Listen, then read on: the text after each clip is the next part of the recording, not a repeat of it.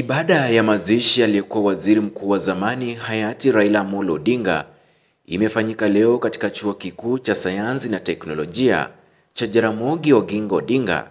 Baada ya ibada hiyo, mwili wake ulipelekwa na kuzikwa nyumbani kwao katika boma la familia ya mzee Jaramogi, eneo la Nyamira, katika eneo bunge la Bondo, kaunti ya Siaya.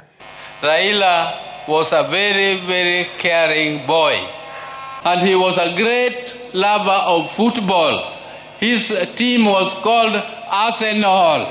He was also a patron of Gor Mahia. In the name of Raila, I appeal that we focus on national wealth instead of personal wealth.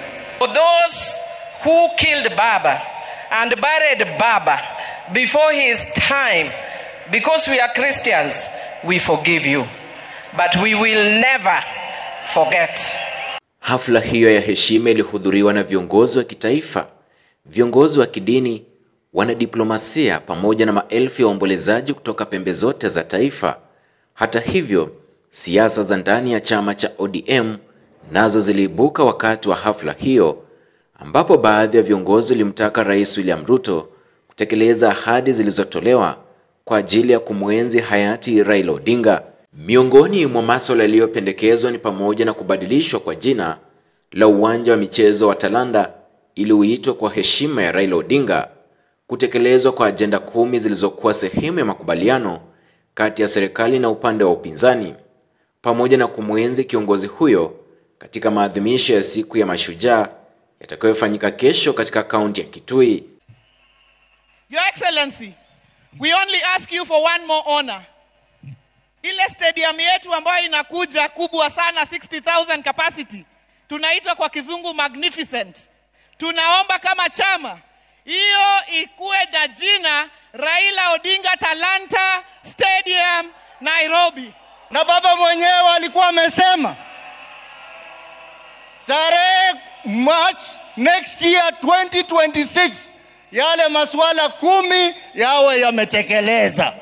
Kwa hivyo Rais, I know you have the ability, I know you have the capability, I know you have the power.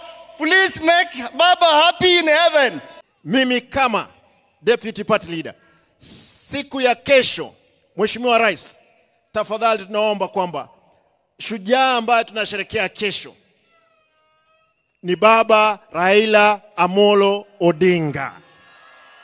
Wito wa mshikamano, umoja ndani ya chama cha ODM pia ulisisitizwa na viongozi mbalimbali, wakitoa rai kwa wanachama kuendeleza urithi wa kisiasa na maadili ya marehemu Raila Odinga kwa umoja na nia moja. In my view, this is not the time to push divisive narratives in ODM. This is not the time. And we are going to go to any negotiation table with a strong, united, one ODM. I want to tell you today that Baba has left a strong team of able, brave individuals who are ready to run this party.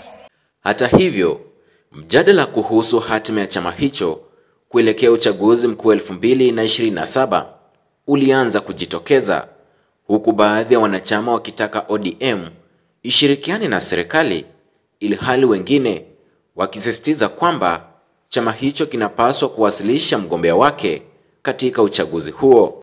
Pale ambao kwamba ulituacha sisi katika uongozi, Baba, tuliamua ya kwa Daktari Oburu aweze kushikilia nafasi yako, tukikaa chini tuweze kuendelea. Na nina imani Baba, pale ulipo ni jambo ambalo kwamba tumelifaa la maana.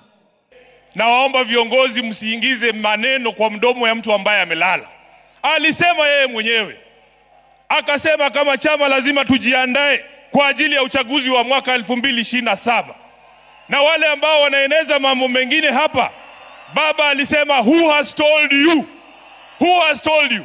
Ni wazi kuwa safari ya kisiasa ya chama cha ODM inaingia katika kipindi cha mpito, ambapo umoja wa wanachama na maamuzi ya pamoja yanahitajika ili kuhifadhi urithi wa kisiasa wa hayati Raila Odinga.